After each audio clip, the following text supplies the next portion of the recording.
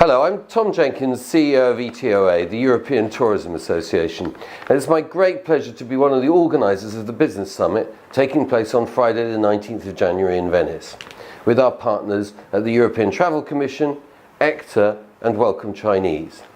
The event will take place alongside the institutional opening of the 2018 EU-China Tourism Year under the patronage of the China National Tourism Administration and the European Commission. The purpose of this business summit is twofold. Firstly, we will bring together tour operators from China with representatives from European travel businesses. The aim of this is to foster EU-China cooperation in the field of tourism development. To that end, the business summit will offer high-level networking opportunities between markets and from within markets. Those attending range from SMEs making their first moves in this market to experienced players such as Accor Hotels and the Bista Village Shopping Collection. The second facet of the Business Summit is the afternoon's conference. With a welcome from patrons European Commission and the China National Tourism Administration, high-level plenaries will follow, offering case studies of the best examples of EU-China cooperation and business development. We shall explore the future of China-EU air connectivity, accommodating universal diversity, new mobile applications for travellers, and producing and promoting one-stop travel services. These presentations will be accompanied by roundtable breakaway sessions where these topics can be explored and discussed by delegates. The business conference is a fitting start to the many activities taking place during 2018. Following Venice, the next events will be conferences and B2B matchmaking taking place in Berlin and Beijing in March and April respectively. You can learn more about this at visiteurotravelpartnerships.org. My colleague Aaron Wiltshire will now take you through how best to make the most of the Business Summit with details on the networking tools we have on offer, plus some China market insights. I'm Aaron Wiltshire, Head of Projects here at ETOA, the European Tourism Association. The Business Summit taking place in Venice on the 19th of January not only offers participants a fantastic lineup of speakers from the Chinese and EU market offering insights into how to grow business, but the events will also offer you the opportunity to actively make new business connections between these markets. I will now take you through the ways in which you can achieve the best outcomes at next week's summit. The Business Summit will open at 9 a.m. next Friday the 19th of January at the Casino di Venezia in Venice itself. At this time, the delegates will be able to watch a live stream for the institutional opening of the EU-China Tourism Year that takes place concurrently from the Palazzo Ducale. During this time, but kicking off officially at 11 in the morning until lunchtime at 1 p.m, free-flow business meetings will take place. The format of this part of the agenda follows a typical B2B matchmaking. Those representing European suppliers will be assigned dedicated tables. Chinese operators will visit them at their tables. There will be no pre-assigned meeting times, but rather it will follow a free-flow format. To maximise the productivity of this session, we have applied the use of technological aims, namely a system called Poken. You will have been sent your login to the Poken dashboard. On this dashboard, you will be able to see all the details of the other delegates who are attending next week's event, be they other suppliers or the Chinese operators, the day's agenda and the speakers list with their biographies, and the agenda for the day. Here you can complete your profile to include your business details and start making connections with other delegates even before the event takes place. On the day of the Business Summit, you'll be given a Poken device. Tapping these devices with someone else's device will swap your details and record the meeting having taken place. You can then access these details later via the dashboard after the event. This will also allow you to check in at breakaway sessions in order for you to download presentations, videos and other materials provided. The following clip demonstrates how the Poken devices work.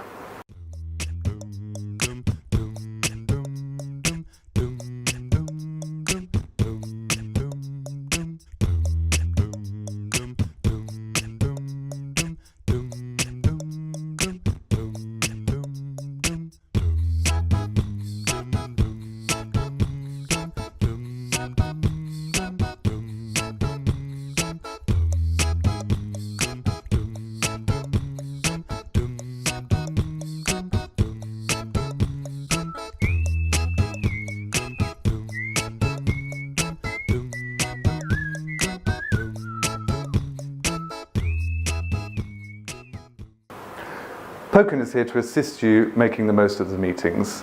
We encourage you to use the system, allowing follow-up with ease after the summit, without the worry of losing the all-important business cards or having to travel with a lot of paper. After the business lunch, the afternoon will follow an agenda of speakers from the institutional and commercial world representing China and the EU. The topics covered will then be discussed in roundtable breakaway sessions. Take a look at the Poken dashboard where you'll see the agenda of these breakaway sessions and have a think about what you'd like to attend. In these meetings, you're encouraged fully to contribute and share your own insights from your own business background. The day will close with a reception at the Wagner Museum, an opportunity for further networking in a less formal setting. Your Poken devices are active all day and are yours to keep once they have been assigned. In addition to this overview and the explanation of Poken, the following presentation will provide an overview of the current trends in the Chinese markets. This could be useful preparatory work in advance of arriving in Venice. I hope it is helpful and I look forward to seeing you next week at the Business Summit. If you have any questions about the event, please comment below and we'll get back to you. Thank you. Good afternoon, everyone, and good evening to everyone who is joining from China. My name is Thomas Larsson. I am the General Manager of the China office of Kairos Future, which is an international insight and foresight company. And I've been living in China on and off since 2002. I will present some brief insights from a snapshot reports on the Chinese travel market that we have put together on behalf of the European Travel Commission, based on secondary research. An important driver behind the growth in outbound travel in China is the growing spending power among Chinese consumers, which is mainly a result of rising income levels. The average income in China grew by about 50% between 2011 and 2016. And during the same period, the yuan also strengthened the Chinese currency by 23% against the euro, which further strengthened the spending power for Chinese travelers to Europe.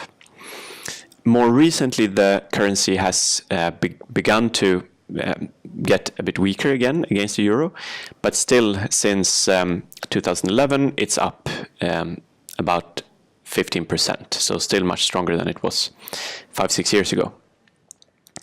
On top of these trends, Chinese consumers are also spending a larger share of their disposable income on experience consumption, including tourism.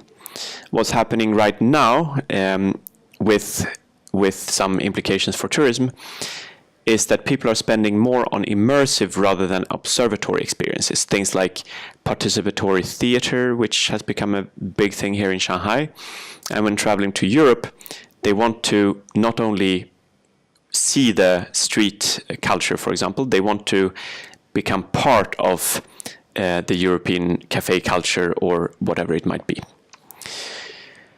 The average traveler to Europe has an income about 6 times as high as that of the average Chinese consumer, which means that the income distribution is more important than the average income when you try to make forecasts about travel to Europe. As you can see here in the top right chart, the income distribution curve is actually an overlay of 2 separate bell curves, one of them representing rural consumers and the other one representing urban consumers. And what's expected to happen in the next 10 years is that the sharp part of this urban income curve and the peak of the curve will pass the point where travel to Europe becomes feasible. So this will lead to a sharp growth in the number of Chinese travelers to Europe, according to a study by Goldman Sachs, a doubling by 2025. The bottom right map shows the geographical distribution of income with rich coastal regions and poorer inland areas. What's hidden in this map, but very important, is that there are wealthy inland cities, for example Chengdu in Sichuan province, which have a strong tourism demand as well. In an international perspective, the size of the Chinese travel market has surpassed that of other markets. Here we see it through outbound tourism expenditure. The World Bank recently adjusted its numbers for 2010 to 2015, which makes the picture even more dramatic than what was previously known. China's spending is now twice as high as that of the US market, just 2 years after overtaking the US market. So this has gone really, really fast. The summer is the most popular season for travel, according to data from the Chinese Chinese Tourism Academy, despite relatively short paid leaves. On a weekly basis, the peaks are around the Chinese New Year in January, February, and the National Day holiday in October. But on a monthly level, the summer months are the strongest months. Again, according to data from the Chinese Tourism Academy, Europe is the destination for about 12% of the outbound trips, and that's when excluding the trips to Hong Kong, Macau, and Taiwan. Most of the outbound trips are with family or friends. Only 6% of Chinese outbound travelers travel alone. One striking thing about Chinese travelers is that they are on average very young. 2/3 are born in the 1980s or 90s. And for online travel bookings, this number is 80%. So 80% of the bookings online are made by people born in the 80s or later. This is according to Fliggy, one of the major online travel platforms. Per trip spending is quite high considering the income levels that we saw on the previous slide. More than 1/5 of outbound travelers spend more than 2,500 euros per person per trip. And this includes short-haul trips as well. So even higher if we look at travel to Europe. Specific travel categories that have increased rapidly in the last year, these are year-on-year numbers, include personalized trips, car rentals, and local guides. So these numbers indicate that the interest in independent and individualized travel has probably grown faster than the comfort level in planning such trips. So travelers need help with the trip planning and finding local guides. It also shows that Chinese are attracted to the freedom of being able to drive at the destination, easily being able to get around. A few things to highlight about the regulatory environment and the government's involvement in the travel trade in China. The outbound travel market in China is highly regulated. For example, foreign-owned travel agencies need to sell to Chinese consumers either through online channels from overseas or through Chinese partners. In a few cases, that could be a joint venture partner, but usually through intermediaries. There are several initiatives in the current 5-year plan to promote domestic tourism, including the establishment of leisure belts around major Chinese cities. But some of these measures also spill over into the outbound travel market. For example, more than 260 new airports are to be constructed until 2020. And many of these airports are international, so increasing the access to the international market or to international destinations. The 5-year plan also seeks to strengthen tourism cooperation with countries along the so-called Belt and Road, which is a signature initiative of the current Chinese leadership to promote trade, development, and cooperation between China and more than 60 countries, mostly in Asia, but also in Eastern Europe. So, for example, a visa-free arrangement has been implemented for Chinese tourists to Serbia, and that happened very recently this year. And similar discussions are ongoing with several other European countries. There have been several measures to shift travel away from the national holidays, previously through more paid leave days, but more recently to promote the enforcement of the paid leave system, because a problem has been that a lot of people are not using their paid leave. A few changes to highlight with regards to the Chinese travel trade. As elsewhere, there has been a strong shift towards the online part of the travel trade in China, which is usually divided into the OTAs, the online travel agencies, and then the user-generated content platforms with reviews and so on. But in China, this distinction is becoming more and more blurred because everyone is moving towards becoming OTAs, also the meta search engines. So the landscape is starting to look quite messy with a lot of different actors coming from different directions, but trying to do kind of the same thing. But behind the scenes, it's actually quite. Most of these platforms are controlled by a very small number of internet powerhouses. A few international platforms are present either under their own brands in China or through collaboration with Chinese OTAs. But in general, the Chinese OTAs need to be part of the equation when targeting Chinese travelers, unless perhaps you're looking for the people that consciously try to avoid other Chinese tourists during their trips. They like to use non-Chinese OTAs. Overall, Chinese OTAs have a stronger offline components than many Western OTAs, with strong phone support and even physical help centers in some popular destinations. They're also branching out in all kinds of directions. Qunar and Ctrip, two of the major OTAs, have or are going into aviation and cruises, and trying to build an ecosystem of services around Chinese tourists. Despite the growth of the online travel ecosystem, we should not forget that a large share of bookings are still done through traditional agencies.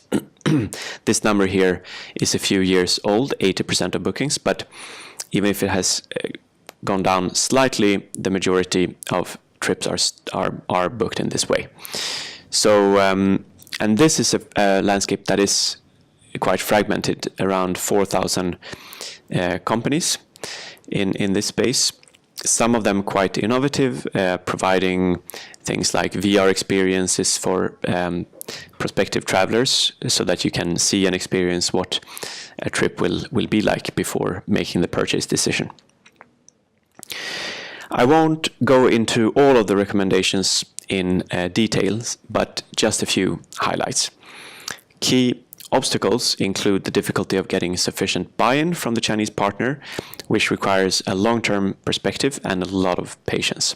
These are advice coming from European tour operators and tourism product providers that have been working for a long time with the Chinese market.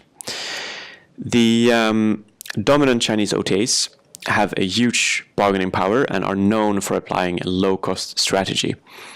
This might not be a problem if you have a business model with post-booking revenue stream, but otherwise it might be painful because it really cuts into the margins. The growing demand for personalized and specialized travel experiences offers some opportunities on the product side. There are many growing niche markets and a growing interest in themed travel, for example, sports and outdoor adventures. The build-up for the Beijing Winter Olympics to 2022 will provide some opportunities for promoting winter sports destinations and products. Individual travel is still outside the comfort zone of many Chinese travelers, even if they want to travel independently. So this provides opportunities to help them create tailored plans in the booking stage, and also to help them get immersed and exposed to the right experiences at the destination. Authenticity does not include, for Chinese travelers, to give up the conveniences from home, and one of the most important conveniences is to be plugged into their social media channels, which means they need access to Wi-Fi. Marketing can be done on different levels. even with a small budget, you can make sure that your website works well in China, and that it can be found through Chinese search engines, and perhaps getting a profile on Baidu. Usually this takes more than just translating the website into Chinese. You need to make sure that the loading times are fast and that it works through mobile devices, because Chinese use mobile devices a lot. But it's worth remembering that 20% or so of Chinese outbound travelers prefer to book directly through the product providers' websites, and in some categories that number is even higher. So it's worth investing in this. You can also market through Chinese people living at your destination. You don't have to find the expensive key opinion leaders in China. There is usually someone with more followers than the entire population of the city that they live in Europe, but with a lot of followers back in China.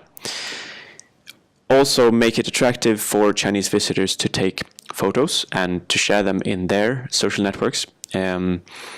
So to take photos while they're traveling.